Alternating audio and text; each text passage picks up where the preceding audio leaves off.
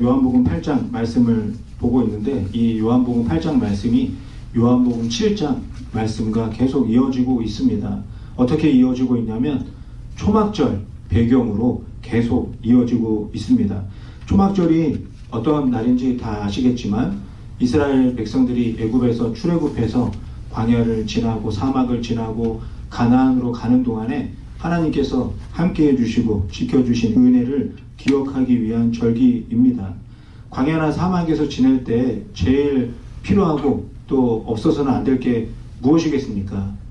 물 아니겠습니까? 물이 없으면 광야나 사막에서 살 수가 없습니다. 그래서 이스라엘 백성들이 목마르다고 하니까 하나님께서 반석에서 물이 나는 놀라운 기적을 베풀어 주셨습니다. 하나님께서 이스라엘 백성들을 살려주시기 위해서 물이 나오는 놀라운 은혜와 기적을 베풀어 주셨습니다. 그래서 이런 하나님의 놀라운 일들을 기억하기 위해서 초막절에 어떤 일을 했냐면요, 실로암 연못에서 물을 받아가지고 그 물을 제단에 붓는 그런 행사를 했습니다. 그런데 그 당시에 사람들이요, 이런 초막절 행사를 보면서도 생명을 주신 하나님을 생각하기보다는 그냥 단순한 파티와 축제처럼 그렇게 여기면서 그 절기를 지내게 됐습니다. 진정한 의미를 잃어버린 이 초막절의 모습을 보면서 예수님이 답답해 하시면서 일어나서 외치신 말씀이 요한복음 7장 37절에 기록되어져 있는데요. 명절 끝날 곧 큰 날에 예수께서 서서 외쳐 이르시되 누구든지 목마르거든 내게로 와서 마시라. 예수님이 내가 물이 나온 생명의 반석이다, 내가 생수다, 이렇게 말씀을 하고 계십니다. 초막절 행사를 보고 즐거워하고 기뻐하고 재밌어하고 막 이런 걸로 끝나지 말고 내게로 와서 마셔라. 내가 주는 생수는 넘쳐 흘러나서 영원히 갈증을 해소하게 도와줄 것이다, 이렇게 예수님이 말씀을 하십니다. 실로암 연못을 떠서 제단에 붓는 이런 행사가 초막절 낮에 있었고요, 밤에도 또 다른 행사가 있었습니다. 밤에는 어떤 행사가 있었냐면 불 기둥을 높이 세우는 그런 행사가 있었습니다. 이 행사를 통해서 하나님이 구름 기둥을 보내주고 불 기둥을 보내주셔서 지켜주시고 인도하신 그 은혜를 기억하고 기념하기 위한 것이죠. 우리가 사막이나 광야의 밤을 한번 생각해 보면 좋을 것 같습니다. 그 밤이 얼마나 깜깜하고 어둡겠습니까? 아무것도 보이지 않을 것 같습니다. 밤에 어떤 사나운 동물이 나타나고 또 정갈이나 뱀이 나타나서 물을지 모르는 일이죠. 밤에 잠을 잔다는 것은요, 정말 무섭고 두려운 일이라고 생각이 듭니다. 그런데 그런 광야에 있는 이스라엘 백성들을 하나님이 그냥 두시지 않고 불기둥을 보내셔서 이스라엘 백성들을 지켜주셨죠. 어둠 속에서도 주무시지 않고 졸지도 않고 이스라엘 백성들을 지켜주시고 인도해주시고 돌봐주신 그 하나님의 은혜를 기억하면서 이 초막절 밤에 행사가 있었습니다. 그런데 이것도 마찬가지예요. 이것도 단순한 축제와 밤으로 여기면서 이스라엘 백성들이 보냈습니다. 그리고 많은 신학자들은 이 초막절 밤에 정말 문란한 일들이 있었을 것이다, 이렇게 이야기를 하죠. 이것을 바라보고 있던 예수님이 또 말씀하십니다. 요한복음 8장 12절 읽어보겠습니다. 예수께서 또 말씀하여 이르시되 나는 세상의 빛이니 나를 따르는 자는 어둠에 다니지 아니하고 생명의 빛을 얻으리라. 예수님께서 내가 빛이다, 그리고 이 빛은 생명을 주는 빛이다, 이렇게 말씀을 하고 계십니다. 이 얘기가 무슨 이야기겠어요? 내가 구름기둥이고 내가 불기둥이다, 이렇게 말씀하고 계시는 겁니다. 예수님이 어둠 가운데서 이스라엘 백성들에게 길을 밝혀주시고 그 길을 인도해 주시고 지켜주시고 또 함께해 주신 메시아라고 말씀하고 계시는 거죠. 빛은 어둠을 물리치고 밝혀주는 그런 의미도 있습니다. 그런데 성경에서 말씀하는 더 중요한 의미가 뭐냐면요, 어둠과 같은 죄를 물리쳐주는 빛이다, 이렇게 말씀하고 계시는 것입니다. 생명을 주시는 빛이라고 우리에게 말씀하고 있는 것이죠. 나는 세상의 빛이다, 이렇게 예수님이 말씀하시기 직전에 어떤 일이 있었는지 우리가 지난주에 말씀을 보고 함께 나눴는데요. 현장에서 범죄하다가 잡힌 어떤 여인을 바리새인들이 예수님 앞에 끌고 오는 그런 일이 있었습니다. 바리새인들이 예수님한테 물어보죠. 이 여인이 모세가 준 율법을 어겼는데 돌로 쳐서 죽이는 게 마땅하지 않느냐? 예수님한테 물어봅니다.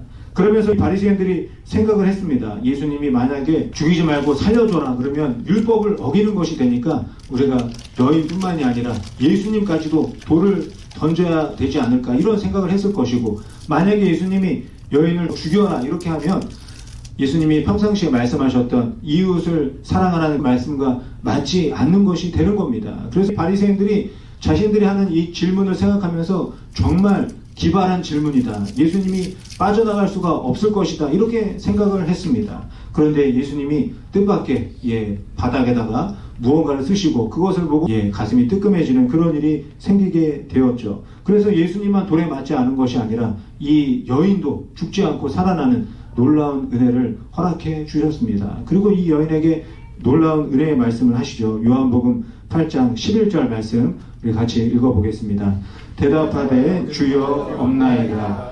예수께서 이르시되 나도 너를 정죄하지 아니하노니 가서 다시는 죄를 범하지 말라 하시니라. 이렇게 말씀하고 계십니다. 그런데 이 말씀을 보고 어떤 생각이 드십니까? 저는 순간적으로 어떤 생각이 들었냐면 예수님이 너무 쉽게 죄를 용서해 주시는 것 아닌가.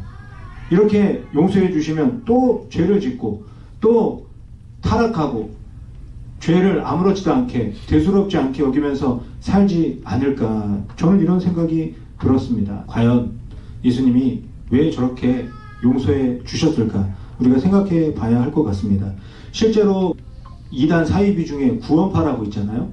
이 구원파에서는 뭐라고 말하냐면요, 한 번 회개하면 아무리 죄를 져도 다 용서해 주시고 우리는 천국에 간다, 이렇게 이야기를 합니다. 얼마나 좋습니까? 내가 한 번 회개했으니까 내가 무슨 죄를 지어도 천국에 가는구나, 그렇게 구원파에서 전하고 있습니다. 하지만 이렇게 되면 어떤 일이 벌어지겠습니까? 어떻게 되냐면요, 회개나 용서나 믿음을요 내 기준으로 내 마음대로 해석하고 적용하는 그런 일이 생기게 됩니다. 결국은 잘못된 신앙을 갖게 되고 죄를 합리화시키고 나중에는 죄를 대수롭지 않게 여기면서 살아가는 그런 일이 생기게 됩니다. 이 구원파에서 말하는 것은요 정말 잘못된 것이죠. 예수님이 말씀하시는 것은 그런 의미가 아닙니다. 예수님이 말씀하시는 이 말씀을 제대로 이해하지 못하고 적용하면 구원파 같은 잘못된 일이 생기게 되는 것이죠. 정말 죄를 용서받고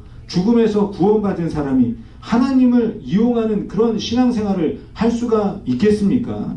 정죄하지 않을 테니 다시는 죄를 짓지 말라고 하신 예수님의 이 말씀 때문에 내가 살아났는데 저 말씀이 내 귓가에서 계속 맴돌지 않겠습니까?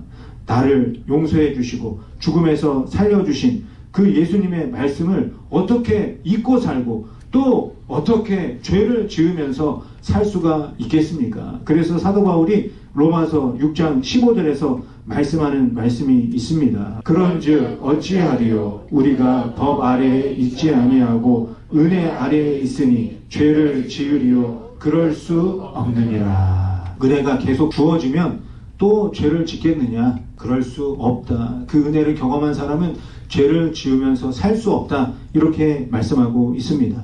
사랑하는 성도 여러분, 나의 신앙, 나의 믿음은 어떤지 우리가 잘 살펴봐야 합니다.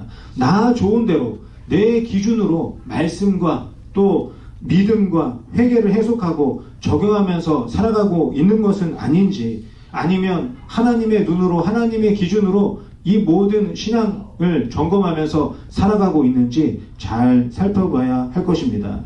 예수님은 이 어둠 속에서 죄를 범하다가 잡힌 이 여인에게 다시는 죄를 짓지 말라 이렇게 말씀을 하셨습니다. 그러고 난 다음에 끝난 것이 아니죠. 예수님이 이 여인에게 다시는 죄를 짓지 않고 살아갈 수 있는 방법도 알려주고 계십니다. 그 말씀이 요한복음 8장 12절 뒷부분에 기록되어져 있습니다. 나는 세상의 빛이니 나를 따르는 자는 어둠에 다니지 아니하고. 예수님께서 말씀해 주시죠. 빛이신 예수님을 따라가면 죄의 어둠에 다니지 않는다. 예수님과 함께하면 된다. 이렇게 알려주고 계십니다. 예수님을 따른다고 말씀하고 있는데요. 저 말씀이 무엇이냐면 죄의 어둠 속에 있던 나에게 빛이신 예수님이 함께해 주시겠다, 이런 말씀을 하고 있는 것입니다. 빛이신 예수님과 함께하면 그 어둠의 세력이 떠나가고 죄의 세력이 사라지게 된다는 것이죠. 그렇기 때문에 예수님이 한 번 나와 함께하는 것이 아니라 계속해서 항상 나와 함께하는 삶을 살아야 한다, 이 여인에게 알려주고 계시는 것입니다. 다시 죄를 범하지 않기 위해서는요, 우리가 할 수 있는 것은 다른 것이 아닙니다. 빛 대신 예수님을 따르는 것밖에 없습니다. 빛이신 예수님 곁에 있으면요, 죄의 어두움은 저절로 사라지게 되어 있습니다. 우리가 정기적으로 일주일에 한 번 이상 예배를 드리는 이유도 마찬가지인 것 같습니다. 빛 대신 예수님과 항상 함께하기 위해서 우리가 정기적으로 예배를 드리는 것이죠. 또 성경을 읽는 것도 마찬가지인 것 같습니다. 말씀으로 하루를 시작하고 말씀으로 하루를 마무리하면서 빛 대신 주님과 함께 이 세상을 살아가는 것입니다. 119편 105절 말씀 같이 읽어보겠습니다. 주의 말씀은 내 발의 등이요 내 길의 빛이니이다. 아무리 어두워도요, 말씀의 등불이 길을 비춰주면 그 길을 갈 수 있는 것이죠. 이 세상이 아무리 죄로 가득하고 어두울지라도 빛 대신 예수님과 함께 살아가면 우리는 그 어둠의 세력, 죄의 세력을 넉넉히 이기면서 살아갈 수가 있는 것입니다. 성경 66권 중에 사사기 성경이 있는데요, 그 사사기의 내용을 보면요, 내용이 계속 반복이 됩니다. 이스라엘 백성들이 하나님을 잊어버리고 살다가 옆에 나라가 쳐들어와서 너무나 힘들고 어려워집니다. 그때 하나님을 찾으니까 하나님이 사사를 세워서 보내주시죠. 그리고 또 지나면 또 하나님을 잊어먹고 또 하나님을 찾고 또 사사가 보내주고, 이렇게 내용이 계속 반복이 됩니다. 이 사사기에서 하나님께서 저와 여러분에게 말씀하기 원하시는 것이 무엇이냐면요, 이 이스라엘 백성들은 필요할 때만 하나님을 찾는다는 겁니다. 필요하지 않을 때는 하나님을 전혀 생각하지 않으면서 살아가고 있다는 것이죠. 그래서 이 사사시대를 어떤 시대라고 말합니까? 암흑 시대다, 이렇게 말을 합니다. 빛 대신 주님과 함께하지 않는 시대라고 말하는 것이죠. 사사기에서 가장 유명한 성경 구절이 두 구절이 있습니다. 17장 6절과 21장 25절이 있는데, 그 중에서 21장 25절 말씀만 같이 읽어보겠습니다. 그때 이스라엘에 왕이 없으므로 사람이 각기 자기의 소견에 옳은 대로 행하였더라. 자기 소견에 옳은 대로 행하였다, 이 말이 무슨 말입니까? 내가 보기에 좋은 대로 살았다, 이런 말이죠. 그런데 이 내가 보기에 좋은 대로 살았다는 이 말씀의 진정한 의미가 또 있습니다. 그것이 무엇이냐면요, 어둠 때문에 제대로 보지 못하면서 살아가고 있다, 이렇게 말씀하고 있는 것입니다. 빛 대신 주님과 함께 살아가지 않고 있다는 이야기를 저렇게 말씀하고 있는 것이죠. 이런 식으로 계속 살다 보면 어떻게 되겠습니까?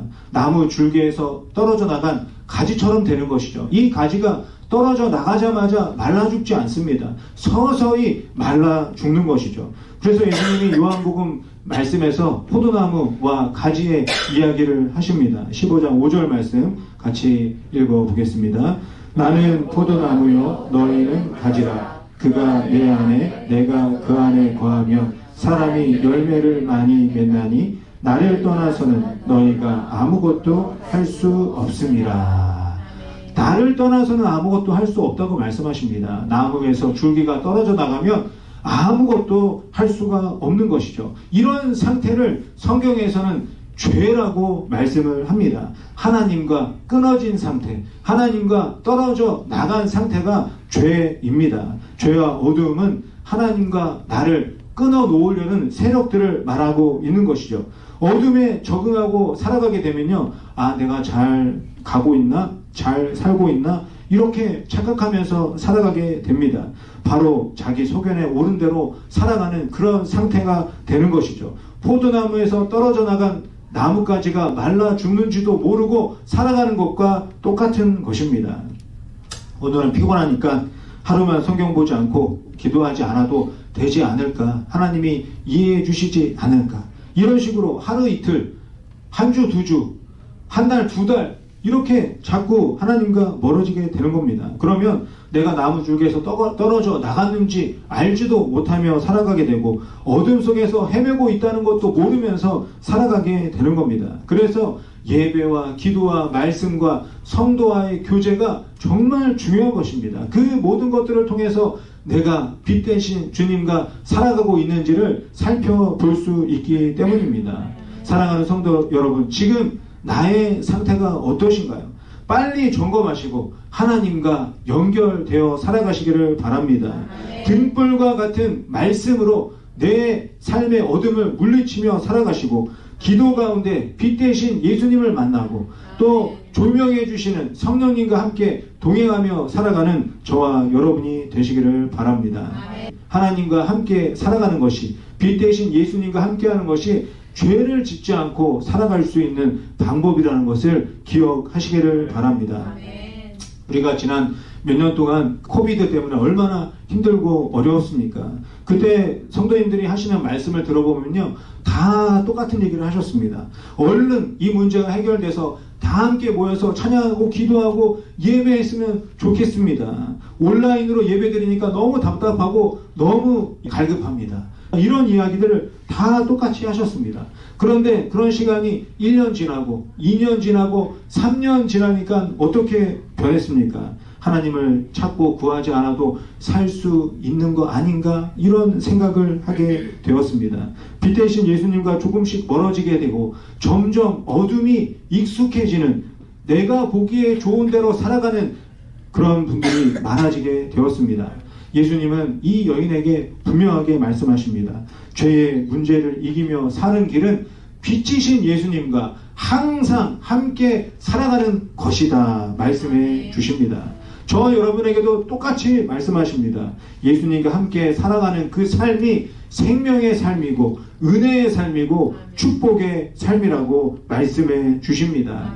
빛 대신 예수님에게서 떨어져 나가는 순간 내 삶이 나뭇가지처럼 말라 죽어간다는 사실을 잊지 마시기를 바랍니다. 성경의 창세기 5장에 보면요, 에녹이 등장합니다. 우리가 너무나 잘 알잖아요. 이 에녹이 65세에 무드셀라를 낳고 300년 더 살아서 365세에 죽지도 않고 하나님께로 올라가는 그런 이야기 우리가 너무나 잘 알고 있습니다. 그런데 에녹이 365년을 어떻게 살았을까요? 창세기 5장 21절 22절 말씀 같이 읽어볼게요. 에녹은 65세에 무드셀라를 낳았고 무드셀라를 낳은 후 300년을 하나님과 동행하며 자녀들을 낳았으며. 이 에녹이 어떻게 살았다고 말씀하고 있습니까? 하나님과 동행하면서 살았다 이렇게 말씀하고 있습니다. 다른 이야기가 아무것도 없습니다. 300년 동안 하나님과 동행했다, 하나님과 함께했다, 이 말씀만 하고 있는 것이죠. 동행이란 무엇인가요? 사사기 시대처럼 필요할 때만 하나님을 찾는 그런 삶이 아닙니다. 항상 하나님을 기억하고 언제나 하나님을 찾고 매일 하나님과 함께 하는 삶을 동행하는 삶이라고 말하는 것입니다. 우리가 잘 알고 있는 다윗도 마찬가지죠. 다윗의 이야기가 성경에 정말 많이 기록되어져 있습니다. 왜 이렇게 많이 기록되어져 있습니까? 다윗이 목동이었는데 힘들고 어려운 일들을 잘 지나서 왕이 되었기 때문에 그렇게 기록되어져 있는 것이 아니죠. 다윗의 성품과 인격이 좋아서 기록되어져 있는 것이 아닙니다. 다윗이 크고 깊고 넓고 크신 그 하나님과 함께 했기 때문에 다윗의 이야기가 성경에 기록되어져 있는 것입니다. 사도행전 13장 22절에 보면요, 다윗의 이야기를 하고 있습니다.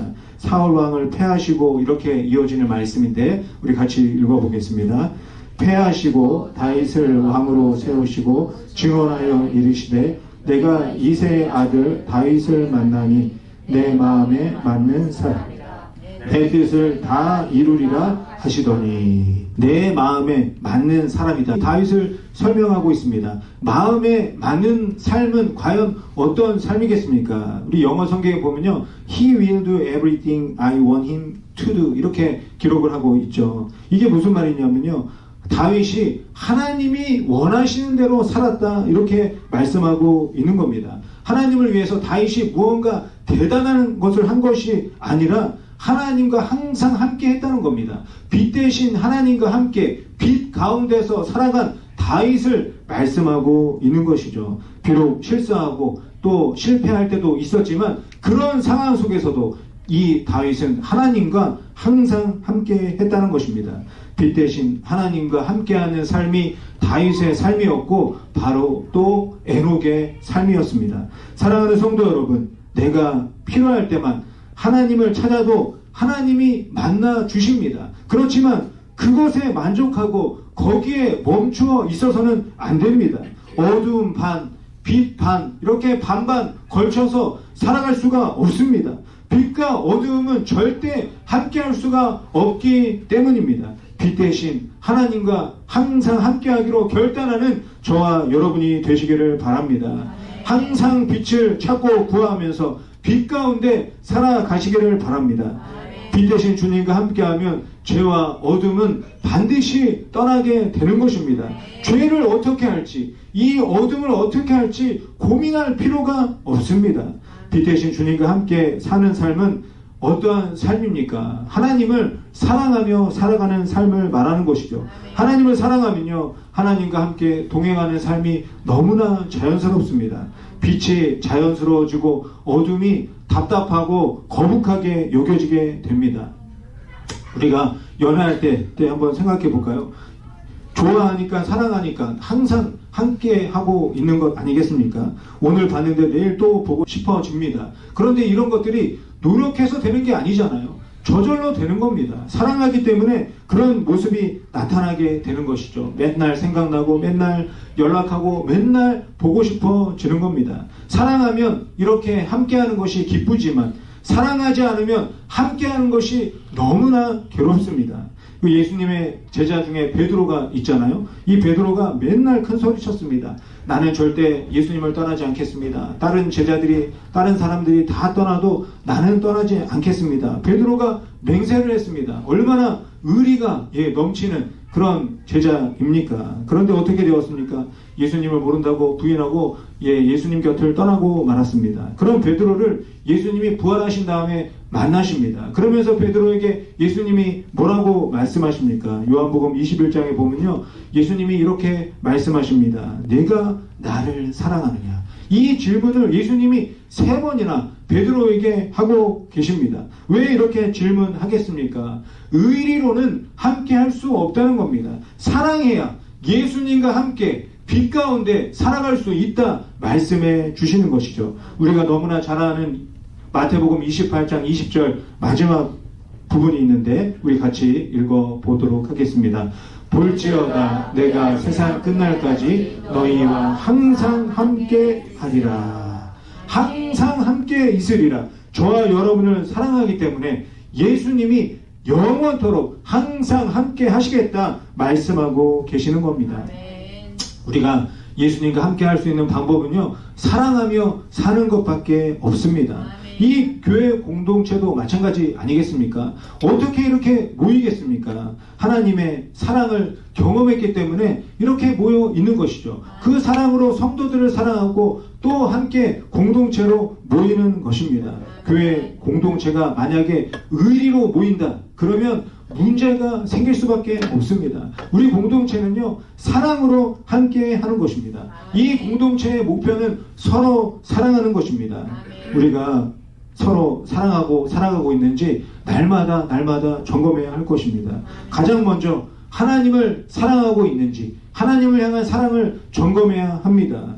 빛 대신 하나님과 내가 날마다 함께하고 있는지 살펴봐야 합니다. 그리고 공동체를, 성도를 사랑하고 있는지 점검해야 합니다. 의리 때문에, 정 때문에 함께하는 것이 아니라 사랑으로 함께하는 믿음의 공동체가 되시기를 바랍니다.